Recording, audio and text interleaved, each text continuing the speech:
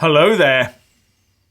This latest revelation shows just how little clout we really had as a fully paid up, fully compliant and net contributor member of the European Union.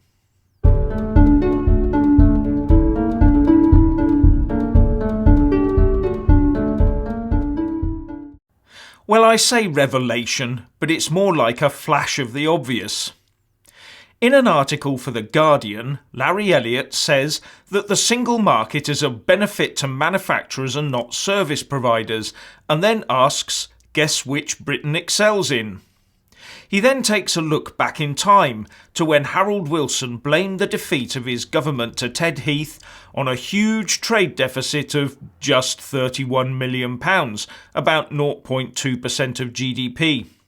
Fast forward to today, he says, and we are running an annual deficit of £135 billion, of which £95 billion of that is in goods. On top of that, the UK has run a continuous trade deficit with the European Union since 1999, a deficit which doubled from £41 billion to £82 billion between 2012 and 2016. Whereas our performance with the rest of the world has been moving steadily up to a £39 billion surplus. So, we run a huge deficit with a club that is meant to be a friendly little marketplace, but run a surplus with the fiercely competitive rest of the world. Funny situation to be in. The economist Christopher Smallwood has been looking into this, says the author, and he says that our deficit with Germany has increased by 5% a year, with France by 7% a year, and with the rest of the EU by 11% a year. And Smallwood says that he is not surprised at this, because the single market and customs union are really only a free trade area in goods, not services. We have entered into a lopsided arrangement, said Smallwood, under which all impediments to trade have been removed from areas where our trading partners are strong, but not from areas where we are strong. So obviously our overall trade deficit with them has gone on rising, and will continue to do so. So the UK has had to bow to single market rules on goods, but we have won nothing on services? And this comes back to the crux of the matter. All that Remainer talk about, you have to reform the EU from the inside, we have to be in it to change it, that we only have power on the inside, etc., etc., etc. Well, if a massive and growing trade deficit with that club is all we've got to show after showering it with all that money and all that supposed 4 decades plus of inside influence, then I say we're better off out. Moving on. Despite Remainer predictions of doom and gloom, a huge majority of global financial services bosses thinks that London will still be at the top of the European industry after Brexit. Jasper Jolly, writing in City AM, said, some 88% of the more than 100 senior leaders surveyed by Lloyds Bank in data published today said that they believe the UK will remain the most prominent hub for financial services even after the UK leaves the EU. Those asked did say that Brexit was their single biggest risk at present, and that the UK economy will struggle compared to the other G7 nations, but they still expect revenues to rise and for the amount of Brexit-led job moves to be limited.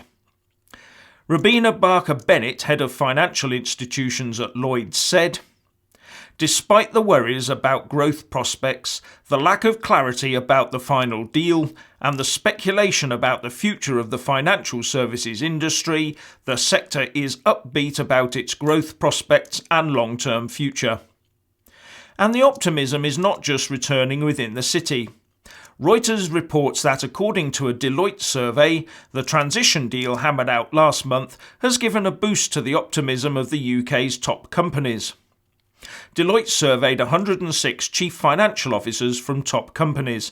Some responded prior to the deal being reached, some after. 80% or so responded before the deal was struck, with 18% of those saying they were optimistic. and 20% responded after the deal was struck, and 27% of those said they were optimistic. Still some way to go then, but as the Remainer pessimism keeps receding as we go forward, I would expect this business confidence to keep on growing. And the Work and Pensions Secretary Esther McVey says that the UK is the envy of Europe because of our high employment rate. So, after being told the UK would lose hundreds of thousands of jobs within 2 years of a vote to leave the EU in the referendum, we continue to see record employment highs and unemployment lows. Esther McVey told the Daily Mail, "There has been much debate surrounding Brexit, but the reality is the fundamentals of our economy are strong and with record employment levels, which are the envy of many of our European neighbours." A far cry from a certain George Osborne declaring just before the referendum that a vote to leave would represent an immediate and profound shock to our economy. That shock would push our economy into a recession and lead to an increase in unemployment of around 500,000. Oh, and regarding Tony Blair begging for Merkel's help to stop Brexit, as I discussed in yesterday's video, Stephen Glover in the Daily Mail asks, "Has Tony Blair lost his marbles? That can be the only explanation for his delusional and treacherous plea to Germany to stop Brexit." Well, that would go a long way towards explaining it, don't you think? So, please let us all know what you think by leaving a comment below, but also don't forget to grab the video link and share it across Facebook, Twitter and by email. Thanks for watching. Please do like and share this video, and also subscribe to my channel. And when subscribing, please do remember to press on the little bell next to the subscribe button. That way you'll get an alert every single time I put up a new video. Thank you very much for watching.